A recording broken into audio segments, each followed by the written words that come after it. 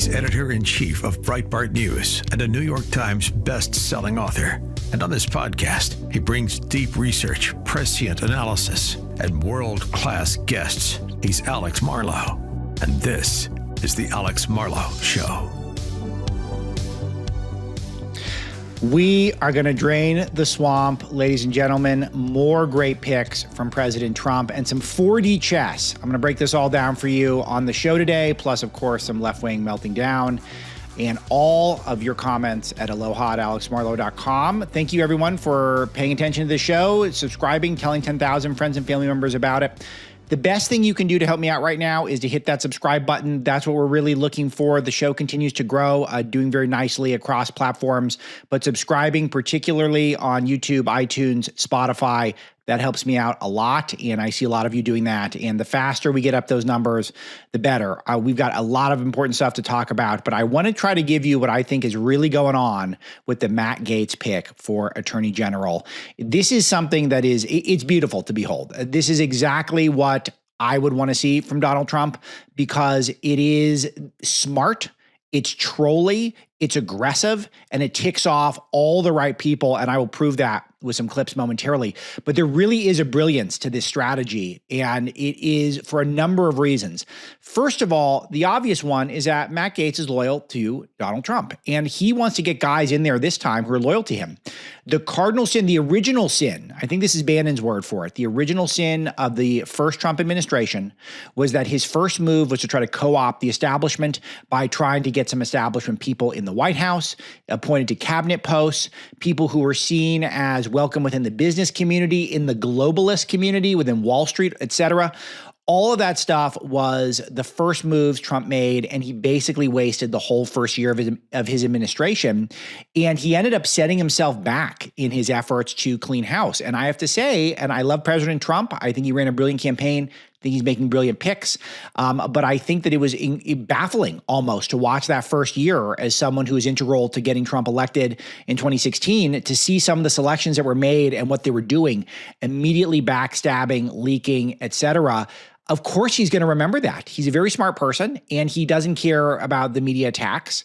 And so putting in a guy like Matt Gaetz, Attorney General, that if Gaetz gets through, and that's a big if, and I'm going to talk through that in a second, then he's got a guy who's deeply loyal to Donald Trump, who loves Donald Trump's vision for the world. Now, let's get into the nature of the pick itself and what you would want as someone who would be an attorney general. And I think the first thing, task number one, is to weed out all of those left-wing snakes in the grass who are lying in wait, who are working against Donald Trump and his administration and his agenda from deep inside the government.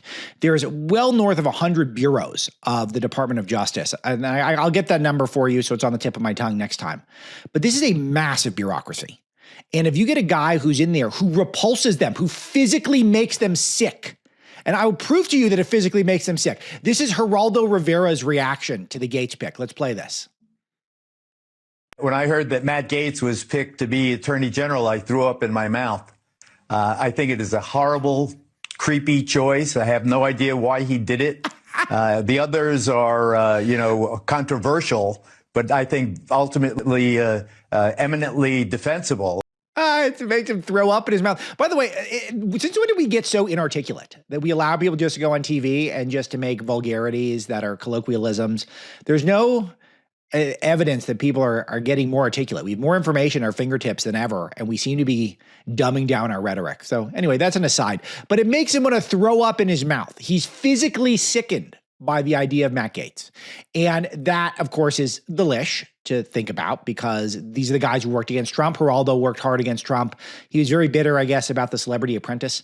I only watched one season of Celebrity Apprentice, and Geraldo was in that season. And I remember him being entertaining. I do. I remember him being entertaining. He's more than just a mustache.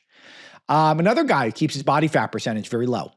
But my point here is that if you are someone who works in the Department of Justice, and your boss is now Matt Gaetz, a person who makes your skin crawl, this is a Department of Justice effort to have self-deportations. That's what's happening here. We're going to have self-deportations from the Department of Justice, all thanks to Matt Gaetz being the boss. So that's what this is all about. People are going to fire themselves. They're going to leave. This is how you drain the swamp. This should be the model going forward. You put people who offend the career bureaucrats in the top echelons of the U.S. bureaucracy. That would be the way to do it. You're to get people quitting now in a panic. And that's what we want. Because not everyone is going to want to go to work every day for Matt Gaetz so that they could be a part of the resistance. It's just not going to happen anymore. So I love that. So let's see if he gets through. And I say let's see if he gets through because that's a big if. What I'm told that there's half a dozen or so Republicans as of now in the Senate who wouldn't vote to confirm him. So not surprising. We know there's a lot of rhinos. In fact, I'm kind of surprised that number's as low as what I'm hearing. But that would mean he wouldn't survive a traditional confirmation. But he's going to suck up so much of the oxygen in the room. It's the stalking horse is, I think, the expression. So one of the big things that we're seeing is that with Gaetz, that he is going to eat up so much of the media attention, so many of the headlines. All they're going to do is try to trash talk him. And Matt Gaetz does not care at all. I don't know Gaetz all that well, but I've interviewed him a number of times over the years, and he comes to Breitbart with exclusives on a consistent basis. And he just wants attention. He's very Trumpian in that way. And I would say, and I got a hat tip, my dad, Robert Marlow, who's one of the night editors for us, or he is the night editor on the front page of Breitbart News. He told me years ago that he thinks Gaetz is a potential president. And the reason why he said that, not say he loves him or anything like that, I'm not trying to go that far, but I'm trying to say that he thinks Gaetz is the closest thing personality-wise to Trump as anyone other than Trump. That's kind of brilliant. And maybe that's what it takes to get through in this point in time. Not say I love everything about Matt Gaetz. Of course I don't, and we can get into some of that, though today is not the day to do it. But I will say that what he does is he strikes fear in the heart of the worst people on the left.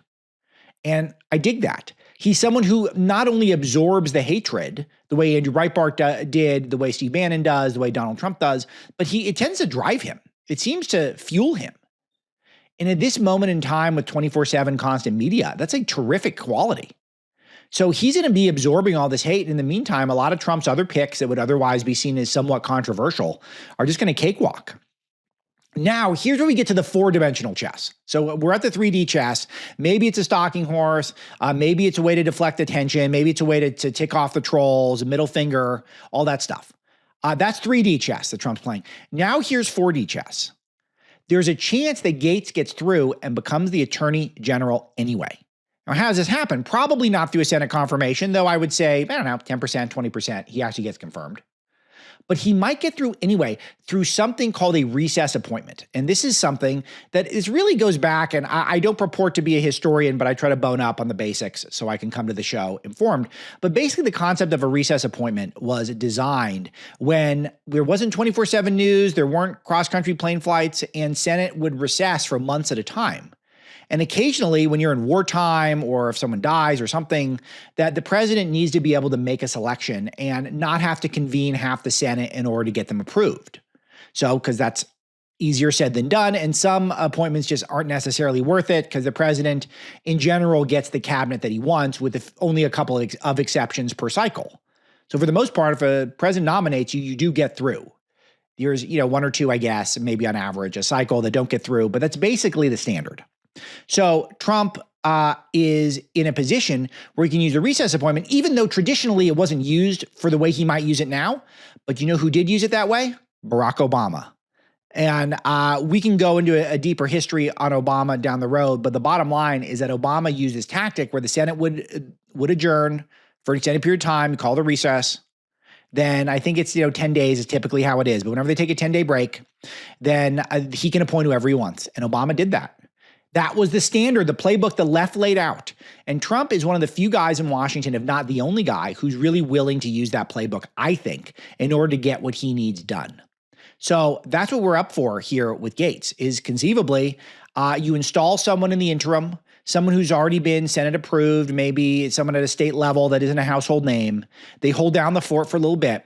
And the first time the Senate takes a break, who knows, maybe a month in or so, Trump says, Gaetz, you're the guy, you're in there, you are the real live, honest to goodness attorney general, and let heads explode.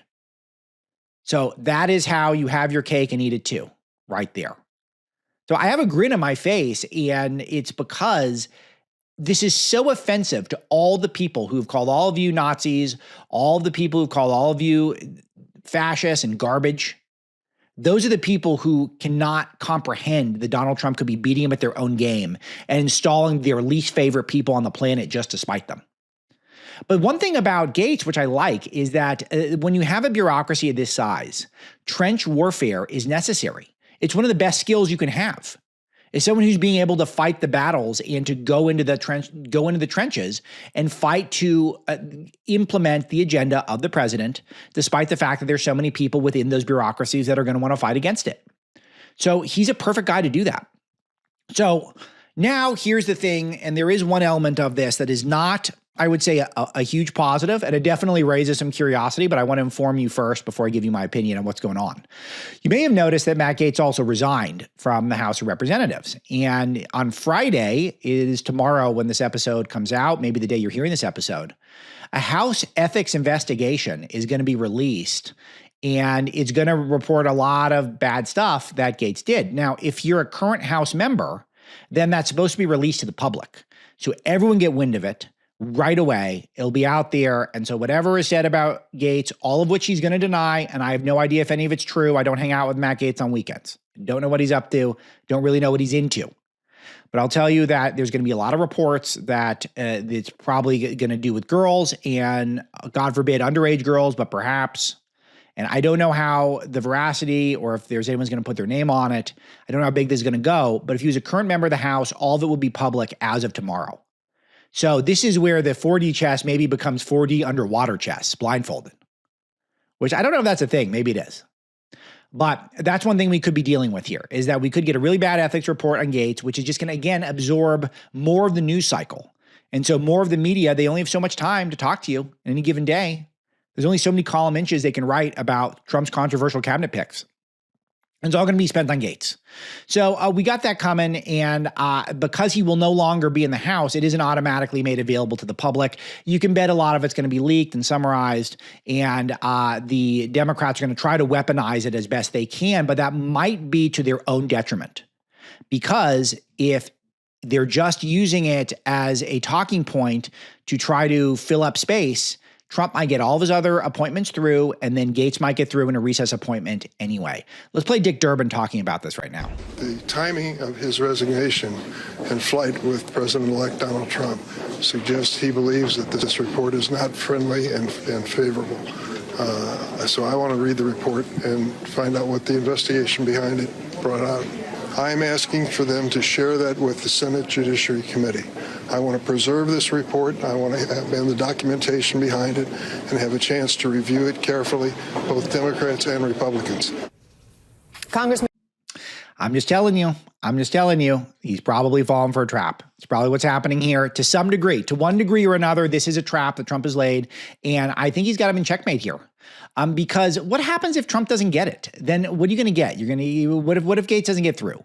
Then you go to a guy like a Mark Paoletta, who is in the White House the first time around, a more buttoned up guy on the surface, but a absolute hardcore when it comes to getting the job done for this administration. Or you might get a Pam Bondi. You might get, who else? Ken Paxton from Texas. Another guy that's going to make the left's head explode and is a warrior and can get in the trenches.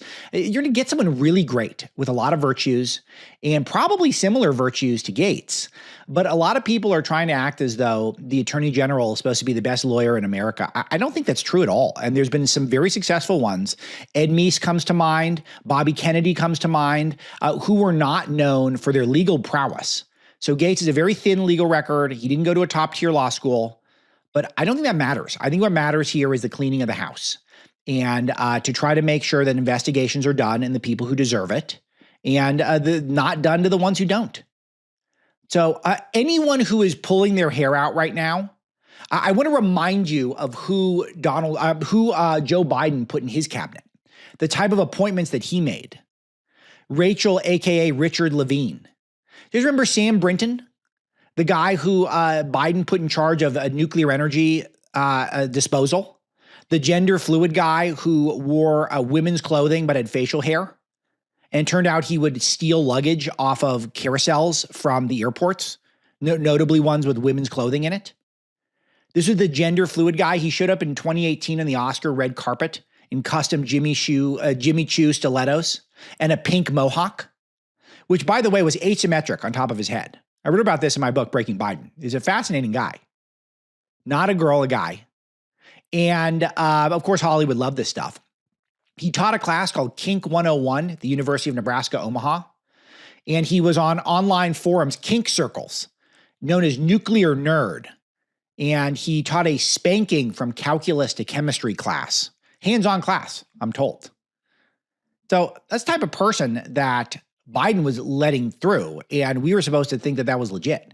Do you guys remember the person, Tracy Stone Manning from the Bureau of Land Management, who was actually connected to legit domestic terrorists? And he put her in charge of BLM, the original BLM. I have a really important chapter in Breaking Biden on this. And this is why these books, if I plug my books, trust me, it's not so I make more money off of them. If I'm plugging them, it's because I honestly think that you either got to learn history or you're going to be doomed to repeat it. But this is a person who had direct ties to domestic terrorists and was appointed to the Bureau of Land Management, managing a massive chunk of real estate of the United States. Even guys like John Kerry, who were made his climate czar, even though as of September 2022, Kerry'd flown around the world multiple times, 180,000 miles in the air. Kerry, there's Zoom, buddy. There's Skype.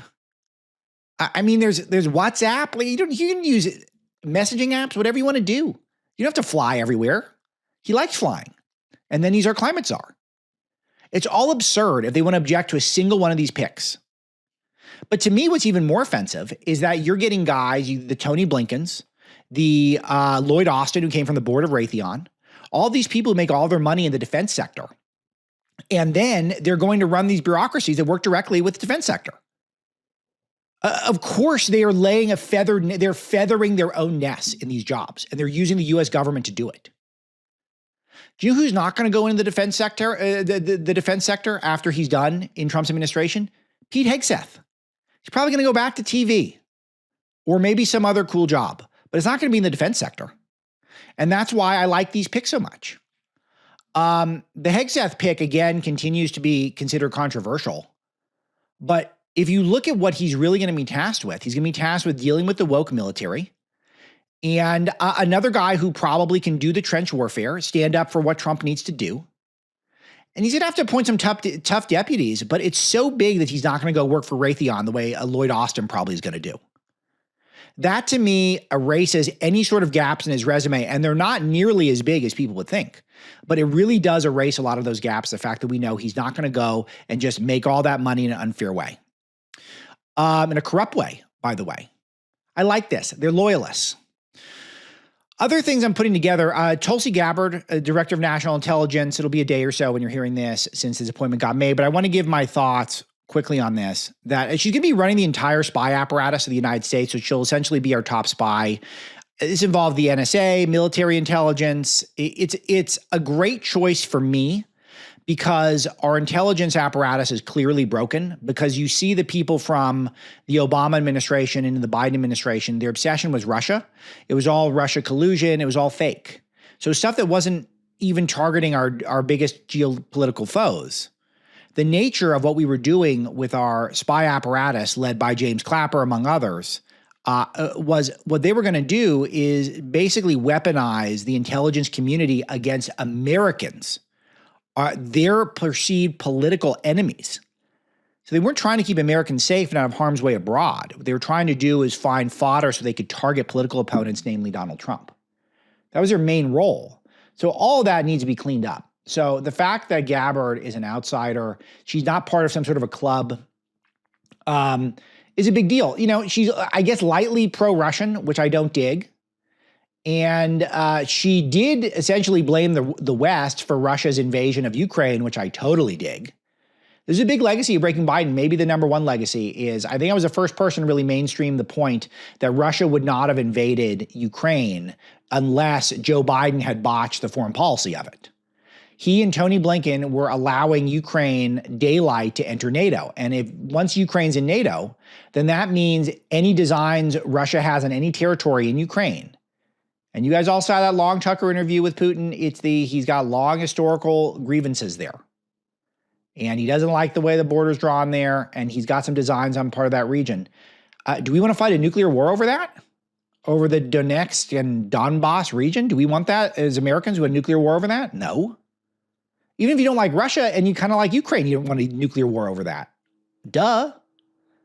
So when Joe Biden and Tony Blinken were giving daylight for Ukraine of hopes to join NATO, that's Russia hearing, hey, wait a minute, maybe the United States is going to be defending that territory? Nuclear power? I better get in there before Ukraine gets into NATO. And it was job number one was to not cross that red line. I break this all down. It's one of my most important chapters of Breaking Biden if you want the full history of it. But that's why Russia invaded Ukraine. So, and Tulsi was very quick to point out that it was kind of the West's fault, that war. It really is. Putin's fault too, which I don't think she points the finger at Putin as much as I do. Waltz, also another guy who knows the congressional process. I think what I'm seeing the pattern is people who could balance the importance of reorganizing these various departments and understanding that peace through strength is the right approach for America. We need to rebuild our military. We need to restore faith in our generals. And we need to restore respect for a military, fear of the American military around the world, which they do not have under Joe Biden. Our allies do not fear us. You can see it. Everything that's happening in the Middle East is born of that. And we need to do that, but somehow make it so that no additional boots are placed on the ground anywhere. This is basically an extension of Trump's original foreign policy. But I was thinking about this. I had a conversation with my friend Dinesh D'Souza about this on his podcast, which will come out soon. And I recorded it just before this one, about how this is really Reagan-esque is what it is. And Peter Schweitzer, senior contributor for us at Breitbart News, president of the Government Accountability Institute, I talked about this with him, and he had a mentor, Cap Weinberger, who was in charge of the Pentagon under Reagan. And he wanted to build up military and kick as much ass as possible, but then never have to use it. Send the signal, we can bust a cap if we have to. But the goal is not to actually do that. But God forbid you cross us. And you're gonna have a lot of hell to pay. And that worked for Reagan. I mean, we didn't deploy new troops. We just intimidated people around the world, and eventually it's how we won the Cold War. I think Trump really has applied that so far. And I think that that's something that he's gonna continue on going on in the future.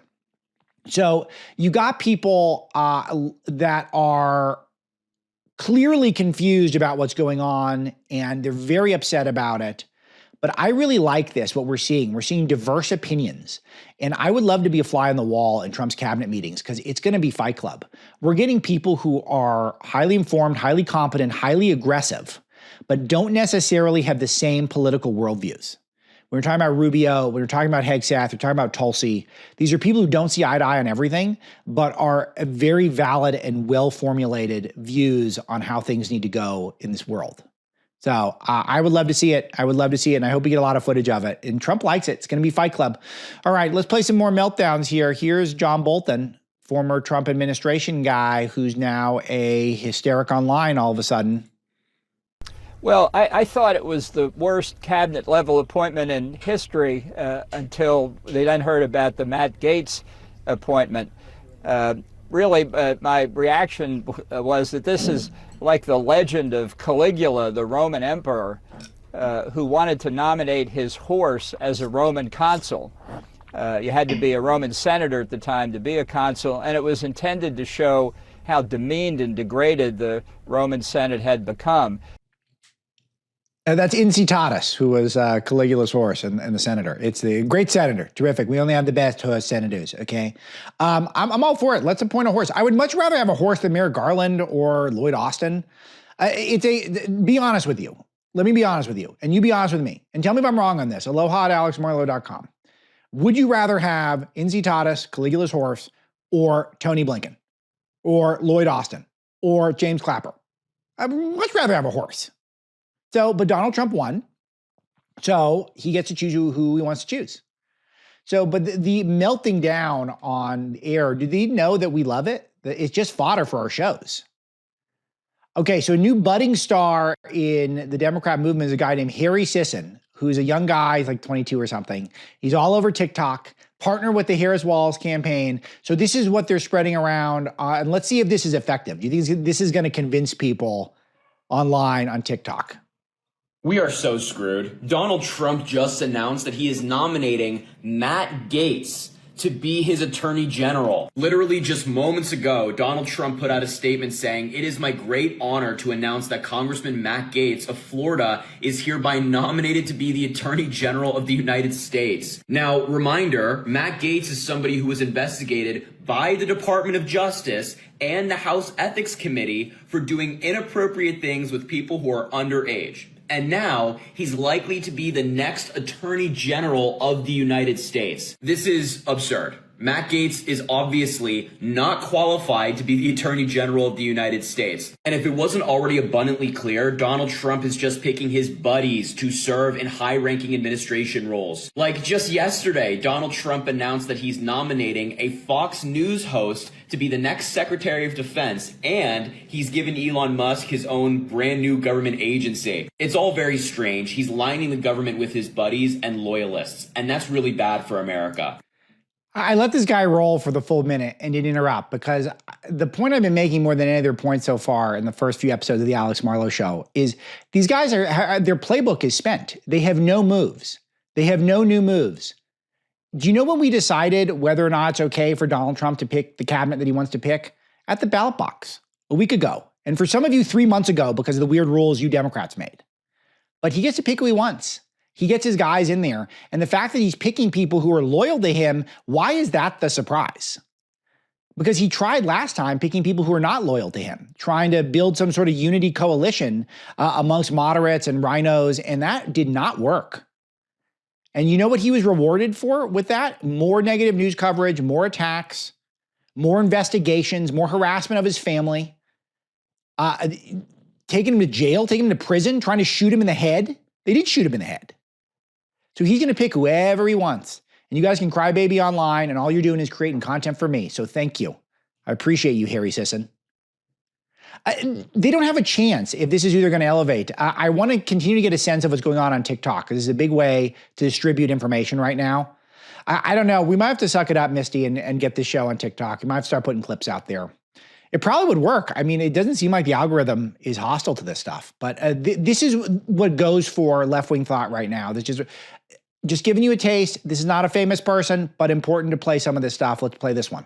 Hey, you elected Donald Trump as president of the United States, but Matt Gaetz? The only reason why Matt Gaetz is not in jail right now is because of the position he holds. And now we've placed him in a position where he's going to be in charge of who gets investigated. This is the bad place. Like, this is the bad place. So there's this posture that we're seeing where the left does this sort of cutesy, I'm not okay, I'm laughing, but I'm really having a mental breakdown approach. Could you imagine if I came to the show and I did an hour of everything is horrible, but I'm going to do it with this voice and I'm going to sing it to you? It just seems like that's the tone of voice on a lot of these platforms. It's very patronizing, and I don't know why this is become in style, but it is. This is what's in vogue. But if you're missing the stream on this one, that this gentleman is wearing a Goofy Movie t-shirt, even though he's got gray hair and a gray beard. So, or graying. So probably someone who's in his 30s, maybe 40s. And he's got a cartoon, Goofy Movie. Good movie, by the way. I like the Goofy Movie. That is a good one. They got some banger songs in that one. We're going to have to play some Goofy Movie on a lighter show, maybe on a Friday. A lot of good songs in that. But it's an infantile approach to trying to make your points.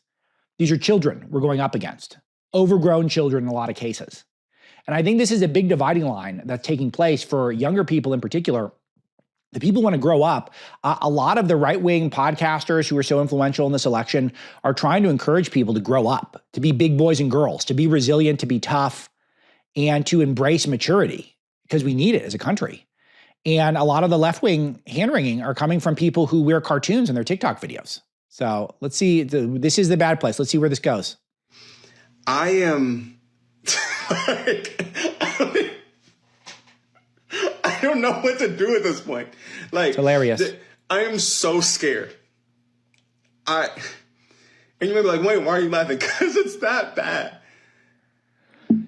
This is the currency on the left as it often is, but more than ever now, is just emotions. It's whoever is the most emotional. It's not about arguments. It's not about persuasion. It's not about being able to be a learning or being able to have any sort of introspection whatsoever. You have to be the most emotional online. That's how you get ahead on the left this day and age. Who can emote the most? Which, bring it on. Bring it on, if that's what it's going to take. All right, one more clip. I got to play this one. So there's a very popular Never Trump podcast called The Bulwark, which is guys who help Democrats every step of the way, but act like they're Republicans or moderates or something.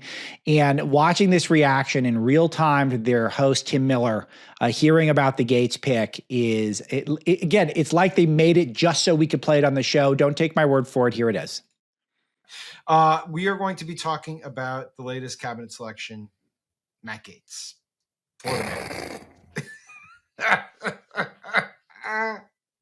There's a nihilism that's taken over these conversations. Oh my God. Sort of like, can you up it? Do we care anymore? I am the Joker right now. I'm totally the Joker. And yeah, and I want. Hey, we haven't even said what he's nominated for. Okay, nominated for Attorney General.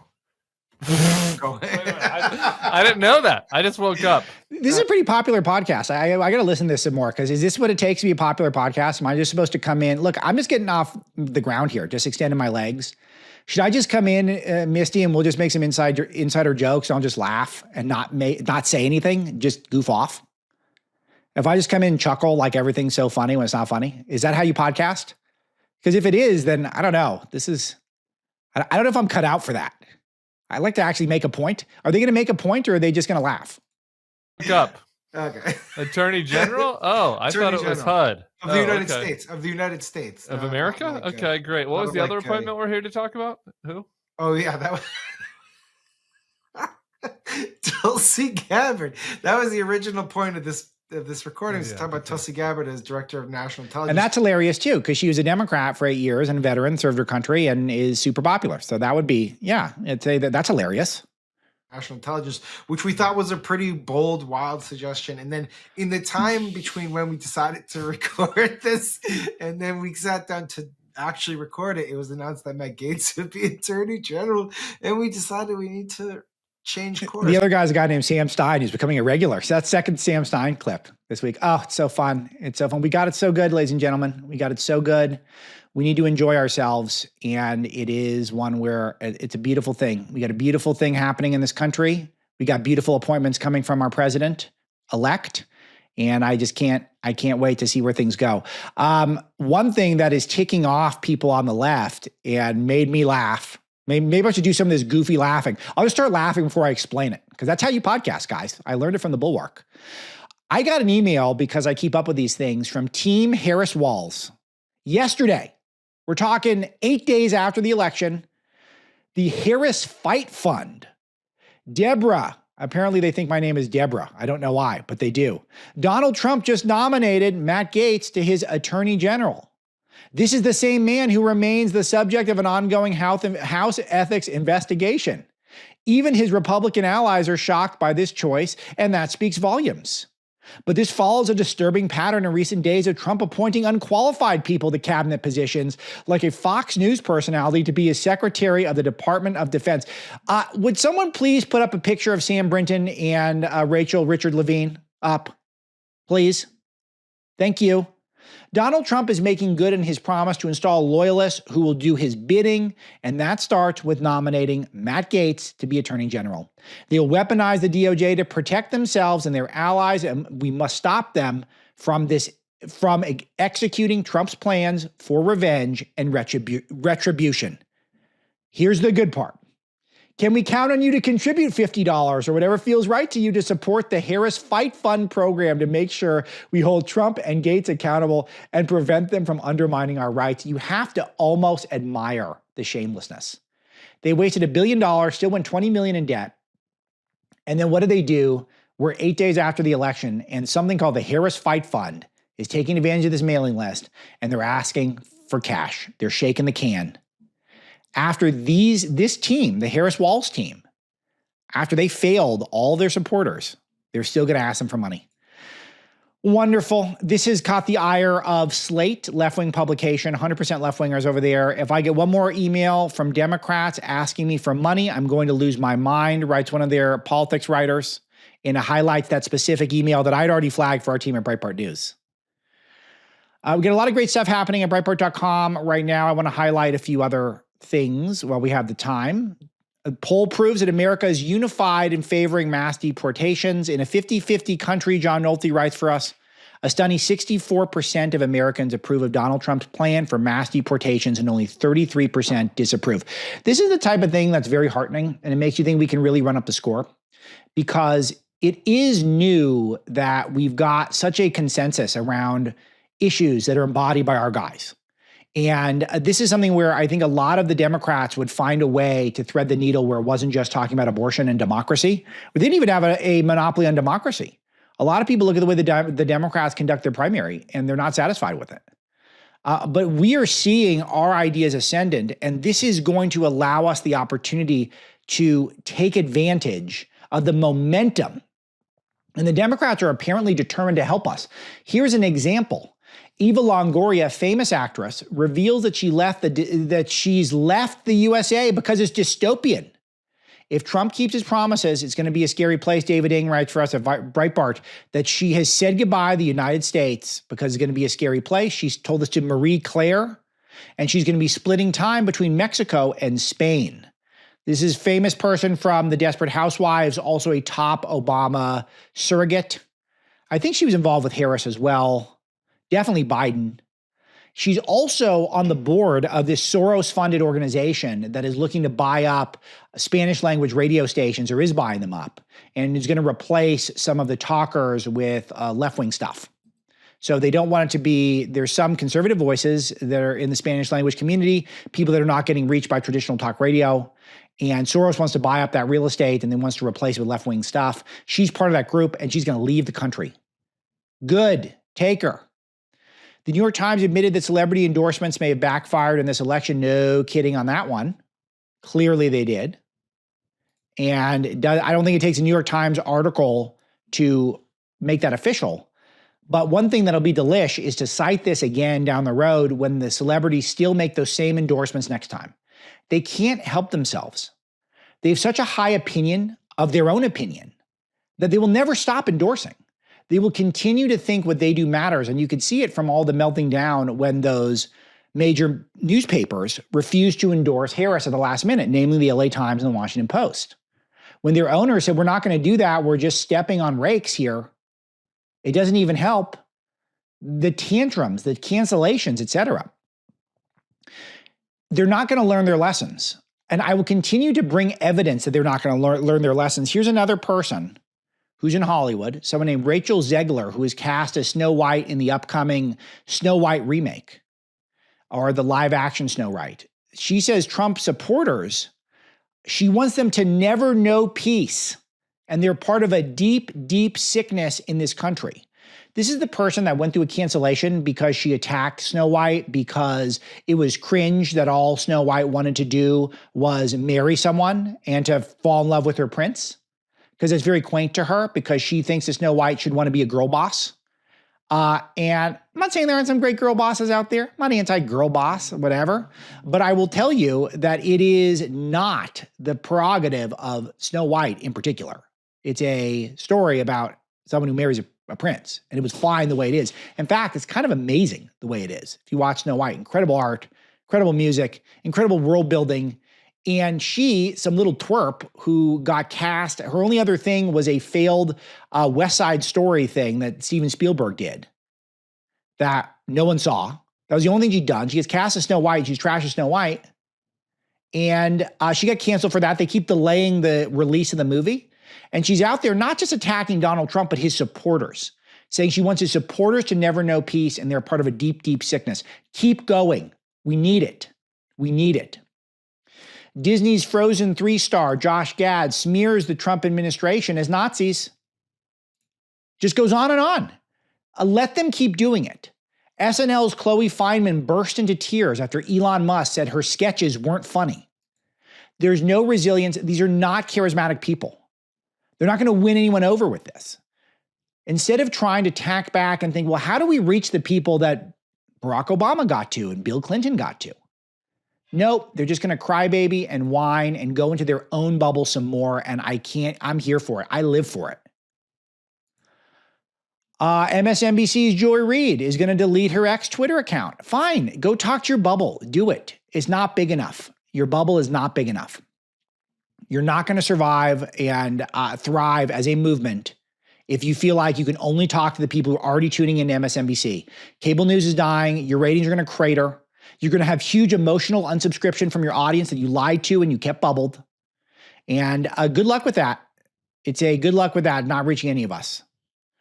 All right, a lot more to get to today, but we got another show tomorrow. It's going to be Hawaiian Shirt Friday. The last thing I'll mention, kind of sad stuff, that The Onion is buying Alex Jones's InfoWars at auction. Recall that he had declared bankruptcy after $1 billion in defamation judgments against him for some stuff he said about the Sandy Hook massacre in 2012. Big, long saga playing out online. Obviously, he's getting targeted because he speaks to a lot of people who don't vote properly. And by that, I mean vote for Republicans and outsiders. But it feels like one where, why didn't someone on the right step up and buy it? InfoWars is a huge platform. Jones is a virtuoso public speaker and communicator. I don't agree with a ton of stuff he says. Obviously, I only say that so I don't get taken out of context. But I've been an admirer of Jones as a broadcaster and as a presenter for, a very long time. He's incredible at it. And he says a lot of stuff he shouldn't say, but that's the point. He's a free speech warrior in that regard. And they took his business from him. Why didn't one of us buy it up?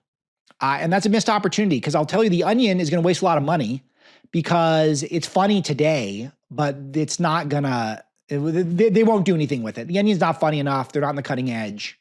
That's the satirical news site for any of you who don't know what The Onion is. And I imagine some of you don't know what it is because they're so irrelevant now. So they bought it. I'm sure it cost them a fortune, and they won't do anything cool with it. But I wish, why didn't one of us do it? We did that before. I mean, Peter Thiel sued Gawker out of existence. That's amazing. It cost him a lot of money, a lot of time, but that worked. So why didn't we have the presence of mind to do that? And maybe we reconsider when The Onion's endeavor certainly fails, which it will.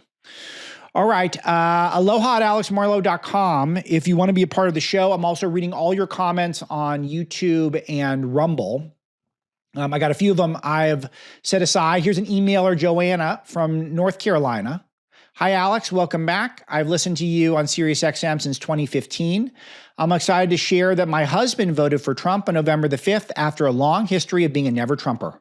I wanted to share that I took your advice on how to persuade and change minds using the slow and steady approach of asking questions over time. I would ask and let him answer, only to find that he agreed with conservatives more than he realized. Year after year, he has come to find that he truly found a better home with conservatives and was welcomed with open arms. We never argued or got angry. We have a strong faith, and now, having 3 children together, his eyes are open. It was the first election we stayed up together cheering the states called for President Trump. We had a great time together, and it will be a fond memory in this grind of a life with 3 kids under the age of 6, which I know you can relate. Congrats on baby number 4. Keep up the great work, Joanna. Absolutely beautiful. I'm not quite welling up. I'm on the verge. A beautiful story. And I will share more details as time goes on for those of you who are new to my audience about my slow and steady conversion of Mrs. Dr. Marlow from factory setting, default LA liberal to card-carrying member of the America First Donald Trump movement. And took a long time, but I'll tell you, the conversion was complete a while ago, and it's been beautiful ever since. And yes, it is a grind. 3 kids under 6. I've got 4 under 7. It is a lot of work, so I will keep you in our prayers. Congrats on your smashing success. This is Courtney sending this from I don't know what location. Courtney emails, congrats on smashing success, returning to the airwaves. Your insights and commentary are excellent, and I love listening. My main takeaway after having listened to you since November 2020 is that 6 a.m. Alex is more mellow and laid back than 6 p.m. Alex when I get your show on Eastern Time. in terms of words spoken per minute. And she has one of the side laughy tear emojis, which we got to tilt the head like that one. I have to really focus on what you're saying a lot more than I did on my commute at 6 a.m. And otherwise, I end up hitting the rewind button. But it's all good. And I'm so very glad your voice is back. And Courtney, it's very funny you say this, because I've been thinking about this a lot. And part of this, and I'll just be open with you guys about what I'm going through and trying to settle into the new format. I'm trying to keep these shows pretty short. I want to be 40 to 50 minutes. It's all I want to do. And I've got a lot to say. And I'm used to broadcasting on SiriusXM where it's a 2 hour and 20 minutes of content. And I would have guessed, and I would have callers, but I got stuff I want to get out there and into the conversation day to day. And so I'm moving a little fast. And also for me, I like listening to things sped up anyway. So I will smooth it out, I'm sure, over time, but I want to get in as much as I can because you're giving me a lot of time if you're listening to the show. And I want to honor that with as quickly as I can dispel the information without it being confusing. So we will figure out where I end up over time. I think the issue is less than I was on at 6 a.m. or 3 a.m. and more that I had 3 hours to fill. So I had all the time in the world to get my points across. All right. David Johnson writes, what do you take away from the fact that Ronald Reagan won every state except Minnesota in 1984 to Barack Obama winning the first 2 terms in 2008? I never considered that swing would happen in a 24-year period. Can Republicans avoid that trajectory this time? I only urge David's caution. I think it's a long conversation how not to do that. I think it's a conversation that take place over weeks and months, but it shows you the urgency of drafting the best candidates, getting involved yourself, being thorough, moving quickly, and making sure that we're trying to capture every single heart and mind that we possibly can while the going's good, because it's much harder to do that when the going is tough. And we're not always going to win everyone. And when we do lose, we're not always going to get people as bad as Biden and Harris in there, essentially making the case for us on our behalf. So the main reason why I highlight this email is not that I have a super clear-cut, easy answer, but only that it is an important point. Reagan was dominant in the 80s, and by the early 2000s, the country had completely lost its way in terms of what was our focus. There's a long story on how that happened. Take more than the couple minutes I want to spend today. But the main thing is, do not think it will be this good forever. This is our time to celebrate, but it's our time to thrive. And the thriving is what's going to really bring people over to our side. When we are the charismatic ones, when we are the fun ones, and we are the winners. Winning is a value on its own. All right, that'll be today's show. Make sure to subscribe. Go to alexmarlow.com. Subscribe everywhere. That really helps me out a lot. Leaving a comment helps those engagements. 5-star reviews. Can't thank you enough. Going to Breitbart.com. My guest today at the Breitbart Fight Club at Breitbart Confidential, Peter Schweitzer. He gives his take on all of the cabinet picks. Amazing. And don't forget to check me out on Dinesh D'Souza's show. I'm on Dr. Gorka's show today.